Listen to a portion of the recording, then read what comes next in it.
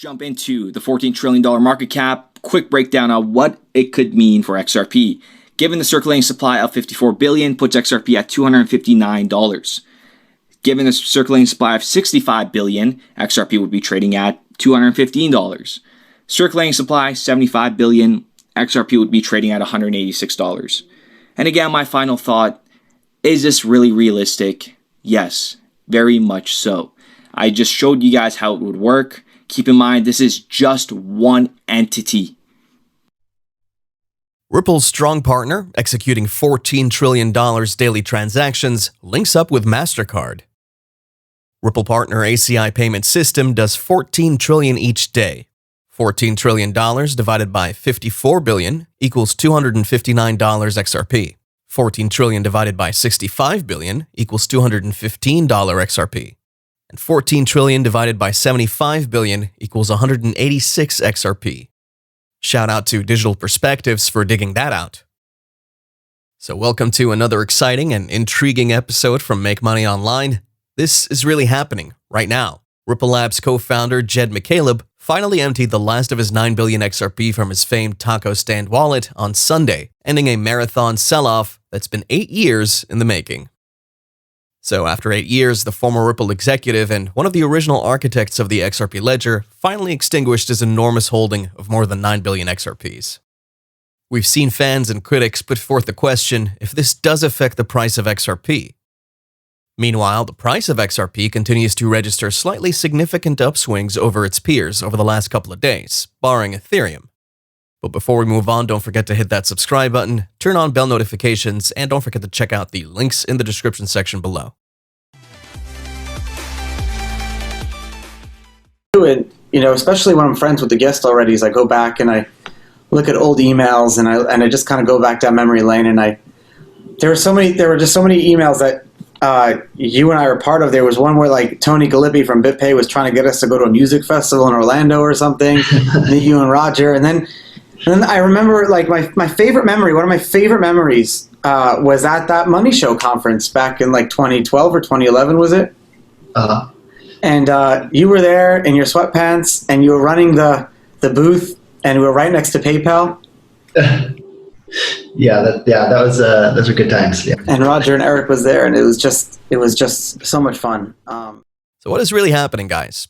Let's not say that XRP is built specifically to handle international remittances. The average time required to settle a single XRP transaction is between 3 to 5 seconds, while these traditional banks and financial institutions take up between 3 to 5 days to complete similar cross-border transactions using the fastest means known as ACH wire transfers.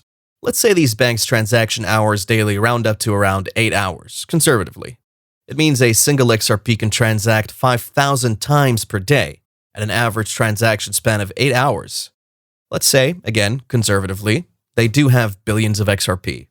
This requires the price of XRP at 12 trillion per 1 billion per 5K, which equals an approximate value of $0.003. Now, someone might talk about the inaccuracy of that analysis, and I'll tell you what, it doesn't really work that way.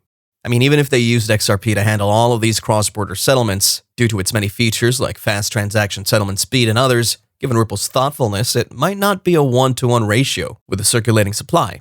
However, it will probably help a lot with the price. How much of that will help, we'll just have to wait and see. So basically what it means is that IBM has developed this product called WorldWire that allows banks or other financial institutions to issue digital assets on this common platform that can be interexchanged between each other. So it allows you to send currency A and get it converted to currency B. So it'll allow a much more seamless way to send payments around the globe than what is done traditionally. Okay, great. And what does that mean for the U.S. market specifically? I know that it's going to be your operation endpoint at some time, but What does that mean? So, probably for your common person in the U.S., So I think definitely the future will be this world where people are using digital representations of value, whether it's fiat currencies or gold or shares or bonds, anything. It should all be kind of tokenized. And what this allows you to do is it gives you all kind of the power and benefits that cryptocurrency has, where you can send it quickly and easily to other people, and everything is interoperable. So it's just a much better state of affairs than what we have today. And that was an interview by event director Money 2020 Monique Ruff-Bell, granted by Ripple's former CTO and the other lead architect of the XRP ledger, aside the current CTO David Schwartz, Jed McCaleb. It's just very different from a central government printing money to like some cryptocurrency printing money. I mean, there's some reasons for central government to print money. Like there's like a lot of economists, I mean, the majority of them think it's like a very reasonable thing for governments to do. Whereas like if only, 1 million people are using your currency, there's no real reason to print it. Like there's no macroeconomic stuff going on that is an excuse for that. That's a good point. So guys, who is Jed McCaleb, and why is the entire community all worked up about it? A short story for those who are still a little bit skeptical about the origin of Ripple and XRP. For those of you who believe Ripple did not create XRP, Ripple was incorporated on 9/19/12 as Newcoin Inc. On 10/3/12, Ripple decided to change their name to OpenCoin Inc., less than 1 month after incorporating Newcoin. On 10/19/12, they got a legal opinion from Perkins Coie about a new cryptocurrency they were creating called Ripple Credits, an early name for XRP.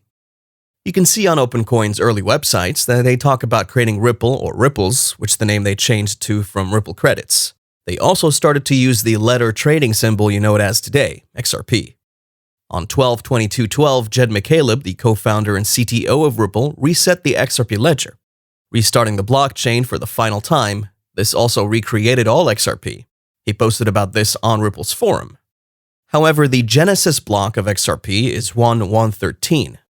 This is because the first 32,569 blocks and ledgers disappeared. No other blockchain ever had this problem. So how is this possible? Well, the code was closed source at the time, and only Ripple could run servers for XRP, so they basically had admin privileges to the blockchain. Sounds a little decentralized.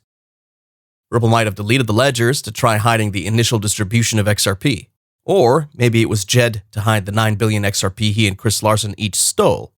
Here's a former Ripple board member's opinion, Jesse Powell, on the matter. Some additional posts from Jesse on Reddit talking about this. Also, here's the agreement that was made with Arthur Brito to get 2% of all XRP for his code contributions. And now, guys, what's this news that's been happening? The moment we've all waited for is finally upon us. Jed McCaleb has finally emptied his taco stand. His dumping of XRP is now over after many years. Party time. This one here reads, starting the week off with some XRP history and context of Jed McCaleb's taco stand wallet. Awesome news, guys. This really is great news for everyone interested in XRP. According to this post from the leading cryptocurrency blogging platform Cointelegraph, former Ripple Labs founder Jed McCaleb has finally ended the 8-year dump of his Ripple holdings, leaving only 46.7 XRP left sitting in his famed taco stand wallet. According to Blockchain Explorer XRP Scan, the former Ripple founder executed his last outgoing XRP transfer of 1.1 million XRP, worth $394,742.18 at 6:31 a.m. UTC on Sunday. The transaction, which denoted the end of an 8-year selling spree of nearly 9 billion XRP engaged in by the former Ripple founder, which he started in the wake of passing on Ripple Labs to help establish payment protocol Stellar in 2014. The amount, which accounts to around 18.6% of the total circulating supply of XRP, has been taken as welcome news by the members of the crypto community since its announcement, especially those of the XRP army. And only a few hours later, the account was deleted, as the account listed an account delete transaction, which essentially translates to the account will no longer exist on the XRP ledger for good. Well, I think Ripple is actually more focused on replacing like Swift, essentially. But it's essentially, you can kind of think of it like a global Venmo, where it's allows you to do cross-border payments, save money in dollars in places where they have really high inflation, things like that. So it should be really useful for people, and it's got a really awesome UI and doesn't really expose the fact that you're using crypto, which I think is cool. So like, your grandma or whatever should be able to use it. Anyone who can use Venmo should be able to use this thing. And will it like connect with local companies, like M-Pesa or whatever? That's the idea. Like it's because it leverages sellers' interoperability. Like any financial institution can kind of get on and they can interoperate with the users of this wallet. And we use, financial institutions kind of all over the world to be the fiat on and off for this thing. So if you're in Argentina and you want to load up Argentine pesos, you go through a partner there that does it, right? So, and this can allow the thing to kind of grow organically and be useful all over the planet. So.